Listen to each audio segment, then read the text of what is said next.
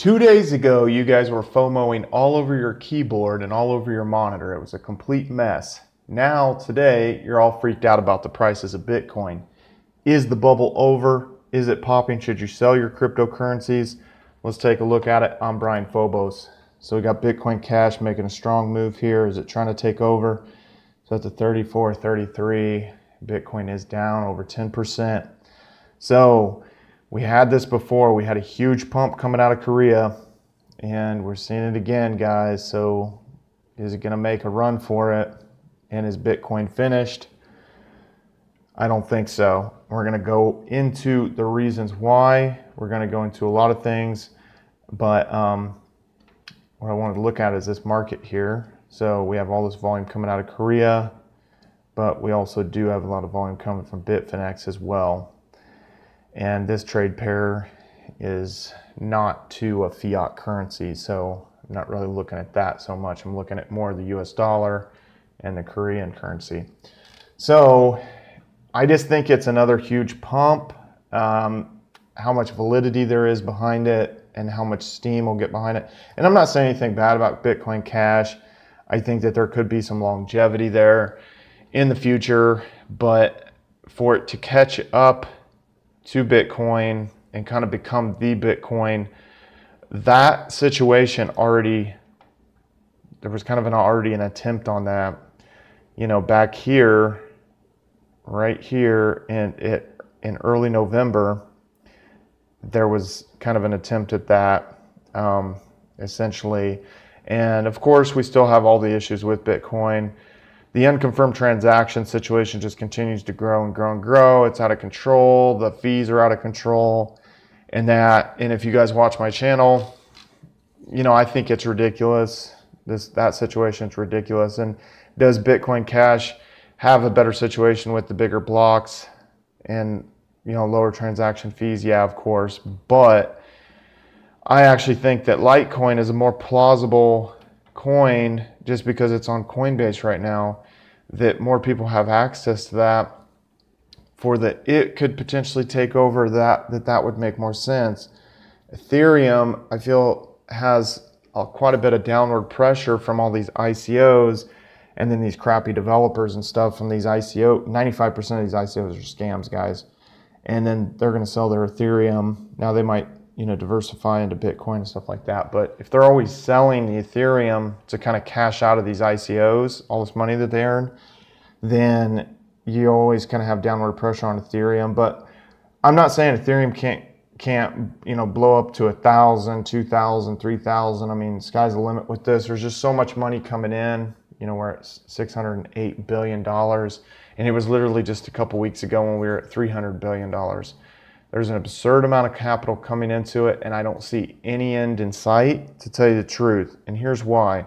So if you notice, every guru and entrepreneur, coach, whatever type person, let's say like Tai Lopez, has now suddenly become, quote unquote, some kind of cryptocurrency guru, or they're talking about it on their channel. Now, I'm not trying to say anything bad about Tai. I know he's a very polarizing figure, which is actually kind of a perfect balance for him, because whether you love him or you hate him, you're talking about him, and he has a very, very large following. Over 1 million subscribers on YouTube. He's huge on Snapchat. He's pretty much huge on every platform, you know, that he kind of touches and everything. And millions have been pumped into his slipstream ads. He's everywhere. But if you notice, it was really only a couple weeks ago when he really jumped in and started talking a ton about Bitcoin. So we have 2 weeks ago, Bitcoin, 2 weeks ago, Bitcoin, 1 week ago, cryptocurrency expert 1 week ago, 5 days ago, 3 days ago. You get the point, though. It was just really a few weeks ago. It was just a couple weeks ago. And that really seems to be the tune for a lot of guys who are in kind of the self-help business type genre here on YouTube. So 405 subscribers, Project Life Mastery. I actually like this Stefan guy. He has a very positive outlook. I feel like he's very level-headed, very I don't know, I feel like he has a good message or whatever. But anyway, 1 week ago, you know, is Bitcoin your chance to become a millionaire? And he talked positively about Bitcoin 1 week ago. He had talked about it previous to that, and he had mentioned it maybe in some of his kind of mastermind type stuff that I think people have to pay for. So he's been privy to it, but you're seeing this happen. Okay, Rules for Rebels. He's been in the crypto space for a lot longer. He's got 71,000 subscribers. He's on Steemit as well. And actually, that was one of the things back during the summer that I was like, you know what, Steemit has become more visible when, let's say, somebody like Rules for Rebels gets on there. And then that suddenly happened. He was suddenly on there and he commented on one of my posts, and it actually made me laugh. But anybody who was talking about eBay or Amazon, making money online in general, is at least talking about Bitcoin and cryptocurrencies to some capacity. Now, he was talking about it way before the summer. He was on top of this way before a lot of the other guys. But you see, you know, a lot of stuff revolves around that. My first ICO experience, Bitcoin 101 over here, Bitcoin. So, you know, it becomes a big part of the channel talking about cryptocurrencies. And let's see, Grant Cardone, if you don't know who he is, 418,000 subscribers, and you know, he basically is saying that he made $1.6 million off of Bitcoin. And to my knowledge, this was his first time really talking about cryptocurrencies. He usually talks about real estate. He has this brand 10X and all that. Again, I'm not saying anything positive or negative about a lot of these guys. I'm just saying that they are talking about it and they have ginormous followings, and for the most part, they were not talking about it previous to about 2 or 3 weeks ago for most of them.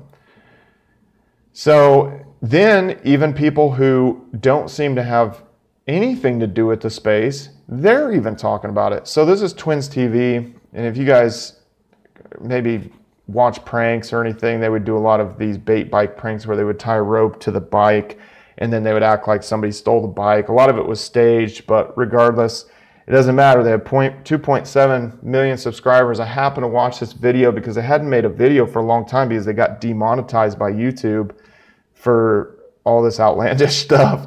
But let's hear what they have to say. Also hit the fans of everyone that they fucking follow. So guess what? We got this app going and we're gonna fucking make it blow up. Yeah, make sure to invest in Bitcoin. A lot of people were saying, why you guys quitting YouTube? Okay, so you heard what he said. He's like, oh yeah, and make sure you invest in Bitcoin. That had nothing to do with the video. It has nothing to do with their channel, but it's like everybody cannot stop talking about Bitcoin and cryptocurrencies. Also, we're just seeing it popping up everywhere. Here's on Walmart, Ledger Nano S, hardware wallets. You know, Walmart's not going to list anything. They're not going to let, even though this is sold by a third party, they're not going to list stuff that's not high volume and reputable. So, I mean, you just have like tons of visibility. If you're not from the United States, Walmart's one of the largest retailers in the United States, and really kind of in the whole world in a way. But anyway, I mean, we've got all these issues with unconfirmed transactions. The transaction fees are out of control, but it has not mattered because the majority of people they don't ever transfer it. They're getting a Coinbase account. It's staying in there. They don't really know anything about wallets. They don't know anything about this stuff. They just bought some and that's it. It sits there. They don't ever try to move it. They don't know. They've never heard of Bitcoin Cash, the majority of them. And just because of the Coinbase interaction. So here's another example of this. So this was on Bumble. And if you don't know what Bumble is, it's basically an app, like you meet chicks on there. And so anyway, I said that I was trading. I did not say what I was trading. I didn't say if it was stocks and options. I was just vague on it. I don't really like to talk about it in a lot of ways. So it says, like day trading, ? I've recently started trading cryptocurrency. Are you into that? ? LOL. LOL, yeah. I trade crypto. I've been into it since 2013. So then she's talking about how she found out about it from a friend in San Francisco. And then she said she's mainly all about Litecoin. And then I said that it was one of my top 10 favorite cryptos. And then she asked what my top 10 were, and all she really has any knowledge of is Bitcoin, Ether, and Litecoin. And that's the majority of people that interact through Coinbase. The 10 that I named, she'd never heard of. So, and I mean, we're not talking abstract stuff. I mean, we're talking stuff like Monero. They just haven't heard of that. They've never been to CoinMarketCap, the majority of these people who are investing. Another thing, to really show you the flood that is waiting to get in, the graybeards are coming, the graybeards are coming. So look at this. This is on CNN Money. And basically they're talking about this. The SEC basically temporarily halted trading on this company called the Crypto Company, ticker symbol CRCW. And it says that the prices had surged nearly 160% in the past 5 days, more than 1,800% in the past month, and 17,000% in the past 3 months. You don't see returns like that in the stock and option market. That is absurd for the stock and option market, but it was all because it had something to do with cryptocurrencies and people, these kind of older investors, I would say, and obviously anybody can have a brokerage account. I mean, you could have a custodial account and you're 16 years old, but the majority of it, I can guarantee, is kind of these older investors, maybe baby boomer age. They don't really know how to get exposure to this. They're confused by it, but they keep hearing it, they keep seeing it, and they want to buy it. But for whatever reason, maybe they don't even just type in buy Bitcoin in Google. I don't know. I mean, my dad keeps asking, is there an option for it? Is there an option? I'm like, no, you don't want an option.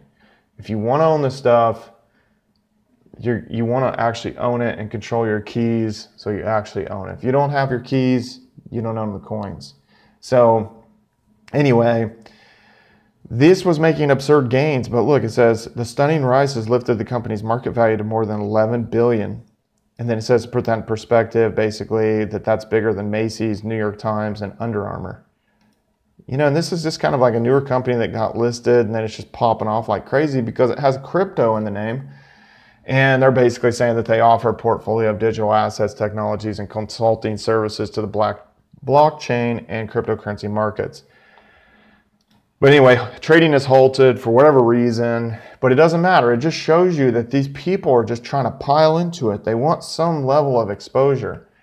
And think about the retail investors getting FOMO. Just think when like more hedge funds get FOMO, and think about when the central banks get FOMO. You haven't seen anything yet. This is nothing. When we were down here and there was all these oscillations, it did not hit the tipping point. Really, where it hit the tipping point is probably, I would say, about a week before Thanksgiving. It kind of got past this whole Bitcoin Cash flipping takeover kind of scenario. It kind of got past that, and then it just went in unbridled vertical ascent. But it's only been in the last 3 weeks. So imagine somebody who went home for Thanksgiving and they're talking about, they went home to Thanksgiving, they were talking about crypto, maybe some of their families joined, maybe some didn't. They bought in, people maybe were like, oh, Bitcoin, the price is too high, and the price wasn't even 10,000 at that point. And then, little Billy bought in more, or whatever he did, or maybe one of the families bought in a little bit, and maybe, because most of the time people aren't going to go all in. They're not going to try to like just go head first into the thing. They're probably going to say, okay, well, let's invest $1,000, or let's invest $5,000, or it just depends, person to person. But you're usually not going to go all in. Then in the last just few weeks, it blew through 10,000 before the end of November, and then it just freaking blew up clear to 20,000. And the person who introduced them to it is looking like some kind of investment genius, whether they knew anything about the technology or anything. So it's just suddenly like, holy shit, that was awesome. I want more of that, and then people are buying more in here around Christmas and stuff. So I just think that there's just going to be this extra surge because now everybody can't keep their mouths shut about it. And all these business gurus, I mean, think about all the followers of Ty Lopez that had never heard of Bitcoin. And now he's just pumping out all these videos. Guys that followed Project Life Mastery, even the junior hires, who are following Twins TV, and I'm a grown-ass man and I was watching the video. So, I mean, who knows what the demographic of the followers are here, but I happen to watch the video and they're talking about, he's like, oh yeah, and buy Bitcoin. I mean, it has nothing to do with it, but people can't keep their mouths shut. Grant Cardone, another guy, maybe some of these people who maybe follow Grant and maybe are kind of more in the real estate investment scene, they suddenly see, oh, he made all this money. Man, I keep hearing Bitcoin. I've heard it from 5 different angles. A lot of times you get all these multiple exposures, and that's when somebody jumps in. Usually you're not going to jump in the first time you hear about something. You're not going to be like, Bitcoin, what's that? Okay, yeah, let me put my life savings in there. You're not going to do that. You're going to try to you're going to need multiple exposures and all that.